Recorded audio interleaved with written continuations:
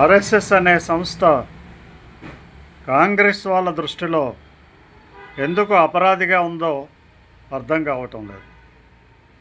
RSS చేసే కార్యక్రమాల సరళిని కనుక పరిశీలిస్తే తప్పనిసరిగా అది దేశం కోసం, దేశ ప్రజల శ్రేయస్సు కోసం పనిచేస్తున్న సంస్థలాగా అందరికీ అనిపిస్తూ ఉంటుంది. మరి అలాంటప్పుడు కాంగ్రెస్కి ఒక్కటి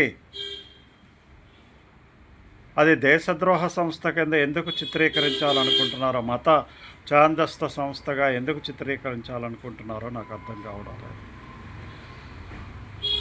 మరి ముస్లిం సమాజం కోసం, క్రైస్తవ సమాజం కోసం పనిచేసేటువంటి, కేవలము మతం కోసమే పనిచేసేటువంటి ఎవరైతే వ్యక్తులు ఉన్నారో, లేదా తీవ్రవాద సంస్థలతో లింక్ అయ్యి వాళ్ళకి ఆశ్రమం కల్పిస్తూ ఉన్నటువంటి మసీదులు కానీ, చర్చిలు కానీ ఉన్నాయో, వాళ్ళ మీద ఎటువంటి ఆంక్షలు విధించకుండా హిందూ శ్రేయస్సు కోసం, హిందూ ఐక్యత కోసం, హిందూ ధర్మం కోసం పనిచేసేటువంటి ఆర్ఎస్ఎస్ మీద ఎందుకు ఈ విధమైనటువంటి చర్యలు తీసుకుంటుందో కర్ణాటక ప్రభుత్వం అర్థం కావడం లేదు. ఉపాధ్యాయుల మీద వాళ్ళకు వేటు వేయడం నిరంకుశత్వంగా భావించాల్సి ఉంటుంది. ఎవరైనా సరే అంకిత భావంతో దేశం కోసం పనిచేసేటువంటి వ్యక్తులు తప్పనిసరిగా ఆర్ఎస్ఎస్ ఒక వేదికగా ఉంటున్నది.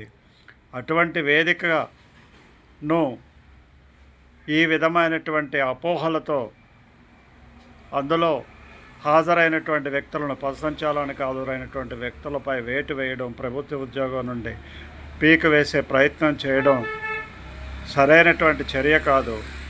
కాంగ్రెస్ ఈ విధమైనటువంటి చర్యలకు గనక పూనుకున్నట్లయితే రానున్న రోజుల్లో కాంగ్రెస్కు పుట్టగతులు ఉండవు. ఉన్నటువంటి 5 రాష్ట్రాల్లో కూడా కాంగ్రెస్ తుడిచిపెట్టుకుపోవడం ఖాయం. కర్ణాటక ప్రజలు దీన్ని నిశ్చితంగా గమనిస్తున్నారు. కర్ణాటకలో టీచర్స్కి జరిగిన అన్యాయాన్ని దేశ ప్రజలందరూ గమనిస్తున్నారు. ఇది తప్పనిసరిగా కాంగ్రెస్ యొక్క భవిష్యత్తుపై ప్రభావం చూపిస్తుంది అని చెప్పడంలో ఎటువంటి సందేహం లేదు. జై హింద్, జై భారత్.